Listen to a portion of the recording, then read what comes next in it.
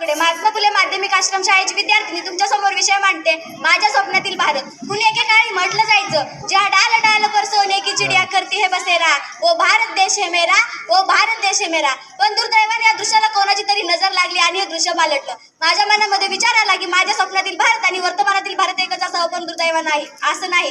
आजही देशातील माता सुरक्षित नाही, देशातील बळीराजाच्या शेतीमालाला भाव नाही, देशामध्ये असाक्षरता अंधश्रद्धेचे प्रमाण जास्त आहे.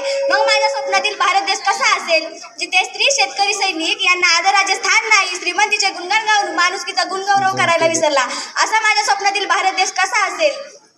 धर्म जाती प्रांत भाषा द्वेष सारे संपू दे, एक निष्ठा एक आशा एक रंगी रंगू दे, पुन्हा पसरो मनावर शुद्धतेचे चांदणे, माणसाने माणसाशी माणसा समवागणे, माणसाने माणसाशी माणसा समवागणे. सर्व जाती धर्म एकत्र करून टाळी वाजवणारा मानवी समाजाचा पुरस्कर्ता माझ्या स्वप्नातील भारत असेल. सह्याद्रीच्या खुशी दगड धंड्याच्या उशी ताटून फाटून शिलावून निघालेली जात आपली, कधी नांगराचे पाय तर कधी भालाचे डोक, जिथे घुसू तिथे आरपार जाण्याची क्षमता असलेला माझ्या स्वप्नातील भारत देश असेल. पुराणच्या प्रदेशावर आक्रमण करून भाग मिळून राज्य करणारा माझा देश नव्हे, पण आमच्याच मातीत येऊन आमच्याच वाटेवर येऊन आमची वाट भारी करणाऱ्याच्या वाटेला जाऊन त्याची वाट लावल्याशिवाय आम्ही आमच्या वाटेला माघार येत नाही, हा एक इतिहास आहे आमचा.